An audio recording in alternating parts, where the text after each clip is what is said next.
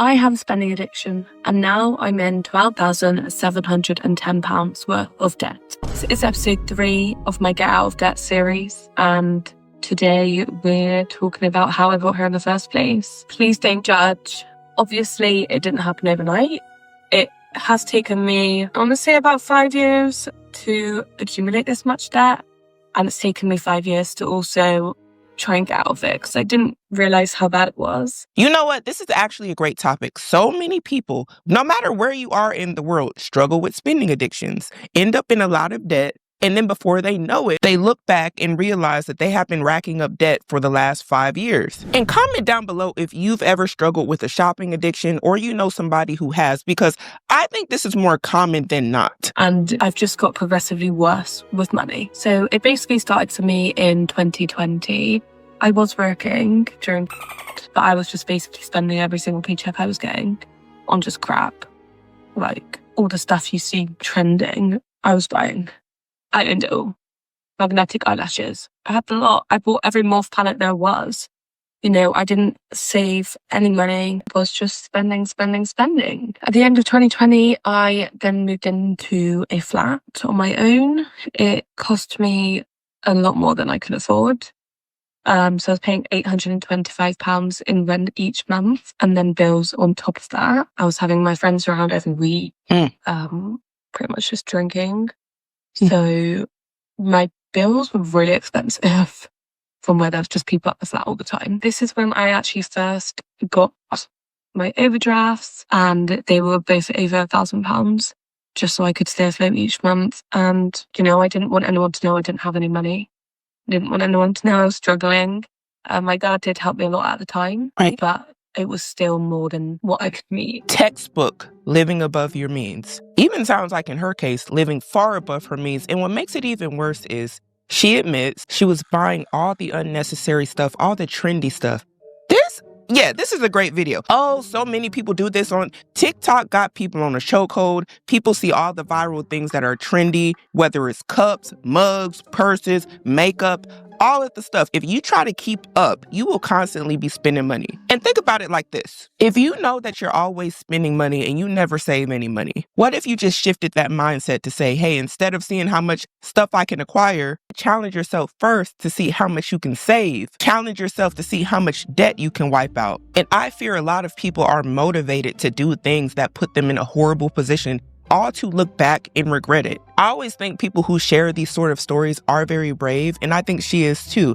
And the reason why is because she said something a lot of people probably feel but don't say out loud, is that she didn't want people to know that she was struggling. She wanted to give the illusion she was doing better than she was. And we have to ask ourselves why. Is it to impress people? Is it the keeping up with the Joneses mentality a lot of people have? And I honestly think that's what it is. We want to appear to people who really don't care that much anyway, like we're doing better than we are. All the while, if you get yourself in a situation trying to impress these people, you're going to be the one that pays at the end of the day, not them. So is it really worth it? And another thing she mentioned was the fact that she had her friends over all the time and she was spending a lot of money because they were coming over. A lot of y'all got expensive friends. Start saying no. See if they still around. Start being the one that don't have all the drinks and all the food for you to come over and eat. Just see. And then I was buying food, alcohol, whatever else. And also paying for my car. The car was costing me a fortune to maintain as well. It was pretty much £1,000 every MOT to fix it, which was just like a lot of money when you are 19 years old. She was 19 when all this was happening. Oh my. Look, all the young folks in the teens, I'll even go as far as to say 21. We don't expect y'all to have it like that.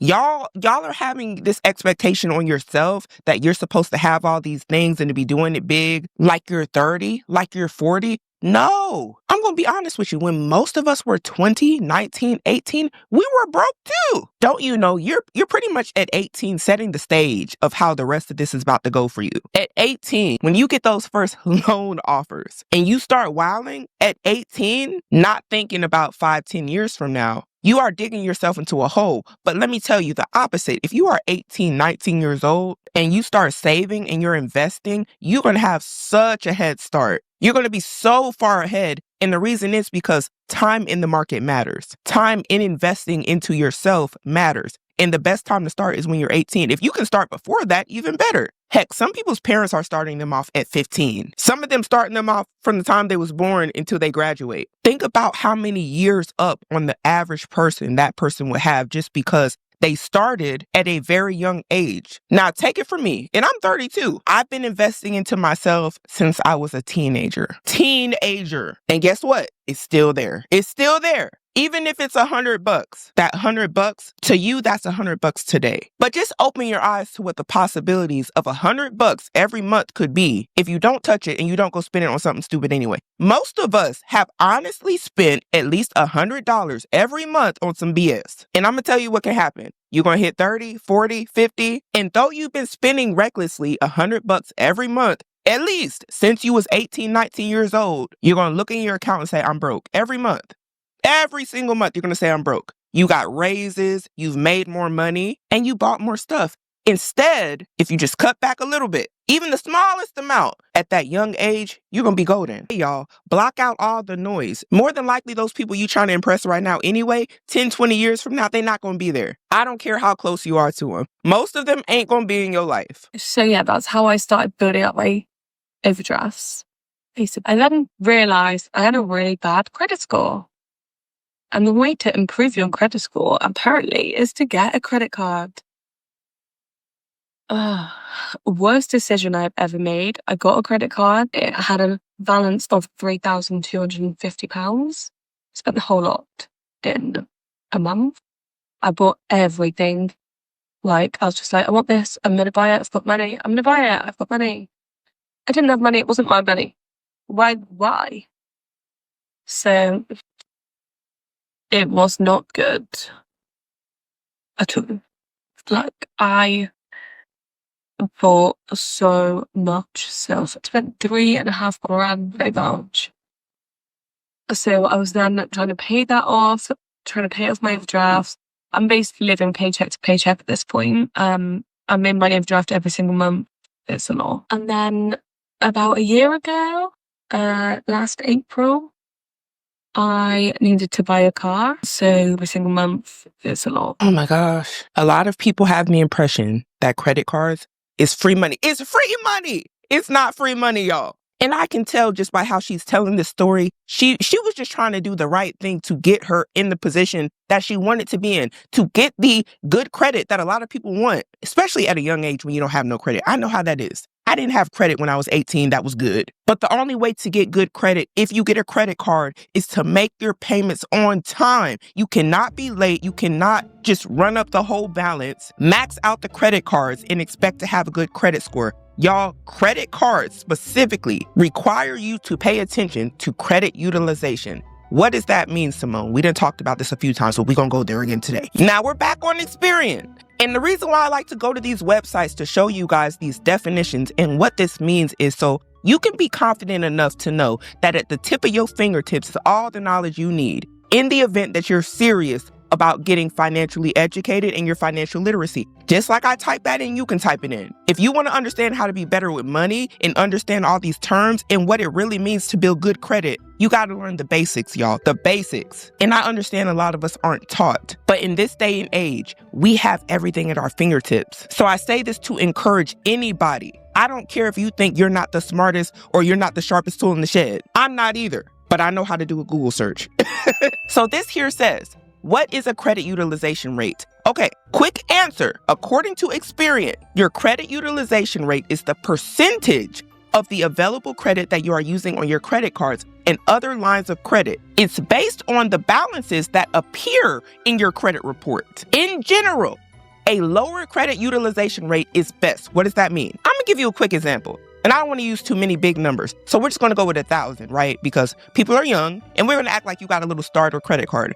You have $1,000 credit limit on a credit card, which means you can spend $1,000 max on that card, right? Now, remember, we only want to use a percentage of that $1,000. So, Symone, what range does that put us in? How much should we use? It is advised by financial advisors to not go over 30%. Here we go. It says here, 30% is the point at which it starts to have a more pronounced negative effect on your credit score. Now, just because we said that we don't want to be above 30% doesn't mean that 30% is what we want to shoot for. We actually want to get it as low as possible, right? But for the sake of this argument, we just said we got a $1,000 card.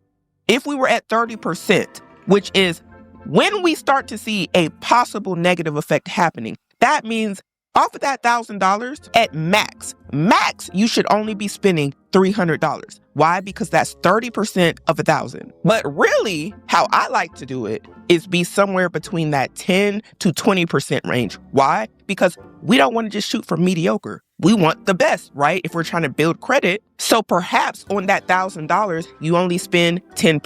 Symone, what do you do with the rest of the money? That's $900 left over. I know. And this is how they're going to get a lot of y'all. Y'all are going to think, oh, I got a credit limit.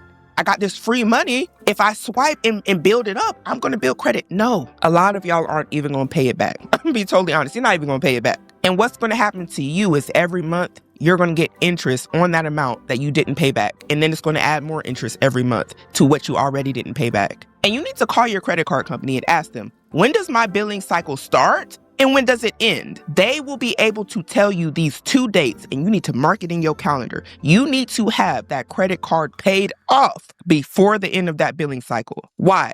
That's how you're not going to pay interest. If you leave a balance on that credit card every month, you are going to pay interest on whatever is left over. But if you do what I just said, you're going to build credit. Now, I know a lot of y'all are like, Symone, what we going to do with $100? Go get some gas. Pay your phone bill. I don't know. Do something small with the $100 to build your credit. And I also want to point out something that a lot of people don't know. And this is some good education here. It says, counterintuitively, however, a utilization rate of 0 is actually worse than 1%. What does that mean? You have no credit. You don't have any sort of lines of credit saying, hey, I have shown myself approved to be able to pay money back to somebody. Who typically has that? 18-year-olds, 19-year-olds. I was one of those people. I had no credit. And I'm going to tell you when you're likely to get into using credit. It's going to be when you get your first car. Why? Because a lot of people at 18, 19-year-old need some form of transportation to get around, especially if you aren't living with your parents anymore. And you're going to go in that car dealership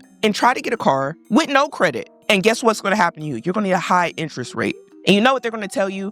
See if you can get a cosigner, because the cosigner likely has credit, hopefully good credit, if they'll even cosign. A lot of people will not cosign on your loans because they don't want to be held responsible in the event that you decide that you don't want to pay your car loan. What that means for them is they are now responsible for paying back your car loan. And it goes on to say that's because credit scoring models need some usage to go off when calculating your score.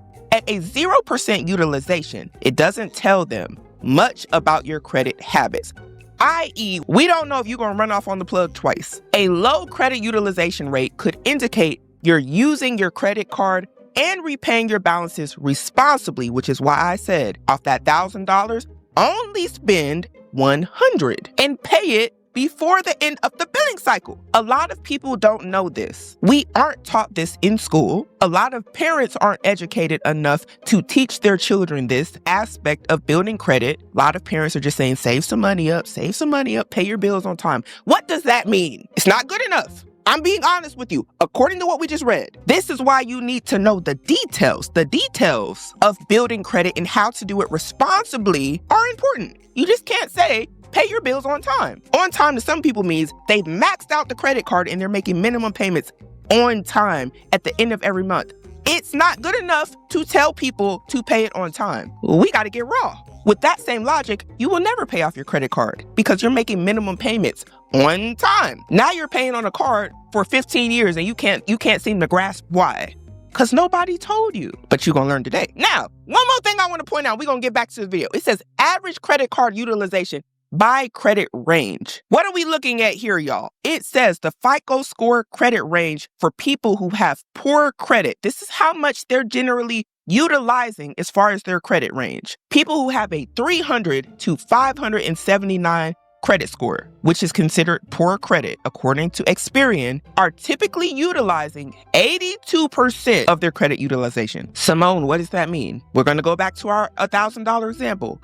Those people who had that same $1,000 credit card are using around $800 of that credit card limit. They have went out in the market and bought $800 worth of something, around that number, $820 to be exact, which means the credit utilization is high. Because what did we just say? We want it to be no higher than 30%. But you're using 82. And what does that say?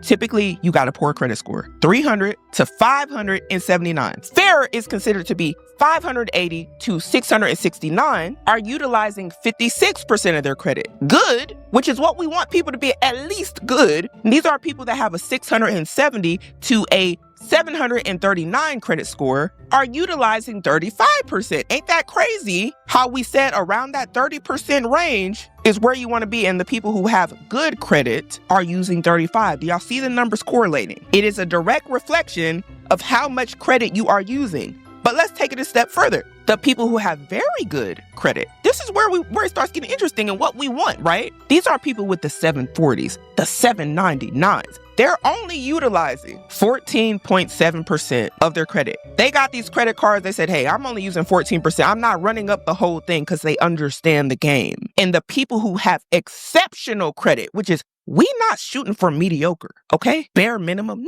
No. We want this.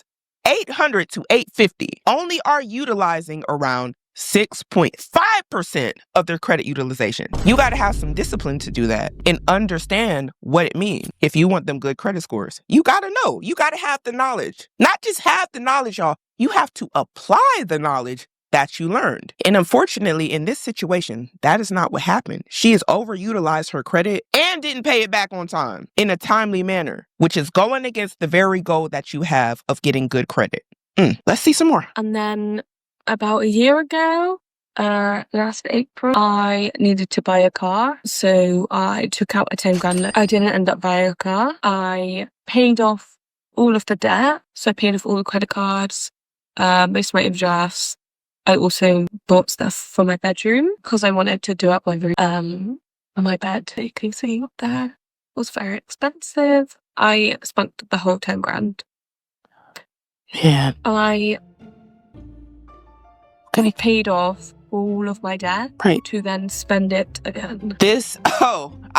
You can't write this stuff. You can write it any better. This is why I'm scared of people that do consolidation loans. I'm gonna be totally honest with you. They get a loan for something. They say, hey, I got this loan. It's gonna pay off all this consumer debt, depreciating assets that aren't bringing me any money. Sounds like a good idea, right? Because now you're gonna have less payments to make every month. Consolidate that thing. So yeah, now you've paid off all the stuff that you said, yeah, this stuff is doing me in. It's all these monthly payments combined. If I just get that loan and put it together, I'll be good. And guess what? You got that extra money left over. You know what you're gonna do with that extra money? You're gonna say, you know what? I have been needing a bed. I have expensive taste. So you go get those extra things and you start going shopping. And you say, I got extra money, it's cool. But you racked up more debt for more stuff. And intentionally, it was supposed to be for a car, but you didn't get the car. And you probably still need a car, right? Am I tripping? Or maybe we're going to get there. But you probably still need a car. So now you're going to have the loan that you still need to pay back. And then you're going to have a car note because you probably still need the car. And guess what? We haven't mentioned any sort of savings. All we have been talking about is us getting rid of any income, which is, let's be honest, credit cards and these consolidation loans are not income. But any income that you have coming in is going towards those loans and those credit cards, because you might even rack up another credit card because you still got to live your life, right? You still should be able to get nice things because you work hard. I've heard it all. We know where this goes. Then the next thing you know, there's videos saying, hey, everybody has debt. It's normal. No, it's not. No. You got to know when to say when. When is it enough, y'all? When is all the stuff enough? When is it so bad to where you say, I can't do it no more? I don't know if anyone knows how hard it is to actually close a fucking credit card. I called them. They didn't want to close it. They were like, you need to wait. By the time I had waited, I'd already spent it all again. You know, and it is no fault that I don't. Cut it up. Cut it. I'm telling you, they don't want to close their credit card. Pay it off and cut it up. Don't let them control you.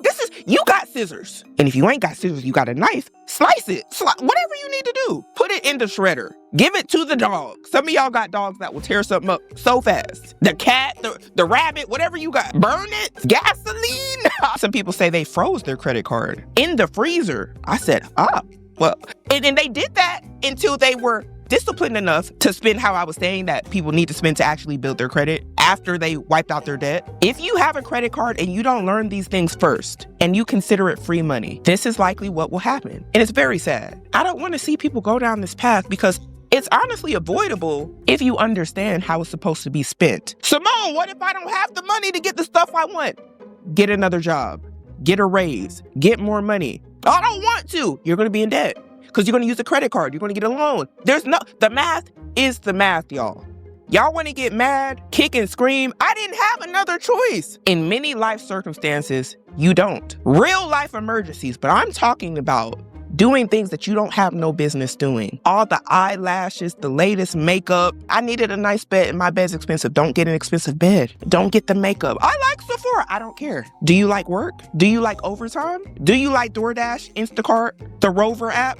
If you don't like none of that, stop it, because that's where you finna be. Trust me, I understand we got desires. I'm human, you're human. We all have things that are like, yeah, it would be nice if I could have that. There's levels to stuff, y'all. There's levels. You can't just do everything you want. You remember when you were a kid, your mom used to tell you couldn't eat candy all day. Why? Because it's not good for you. You need some vegetables. You need some fruit. You need to eat some lean meat. Why? Because it's good for you.